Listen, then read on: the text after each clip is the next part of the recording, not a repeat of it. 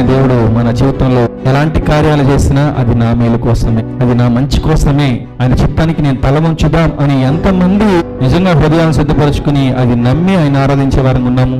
అంతా నాకు మేలు కోసమే నువ్వు చేస్తున్నావు కదా, కష్టమైనా గానీ శ్రమ అయినా గానీ నేను ఎప్పుడు ఆరాధించకుండా అయితే ఆగిపోను అని చాలా మంది చిన్న చిన్న వాటికి we're breaking up with our saviour.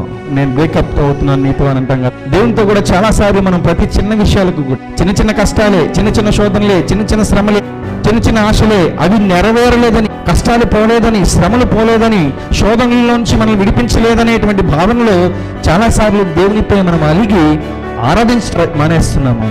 పాటకైతే నేను ఆరాధన ఆపను, స్తుతించుట మానను అనుకుంటున్నాను, కానీ చాలాసార్లు ఆరాధన ఆపేసిన సందర్భాలు ఉన్నాయి, ప్రార్థించడం ఆపేసినటువంటి సందర్భాలు ఉన్నాయి, దేవుని సన్నిధానానికి వెళ్లకుండా ఉన్నటువంటి సందర్భాలు ఎన్నో, ఏవో కారణాలు వస్తాయి.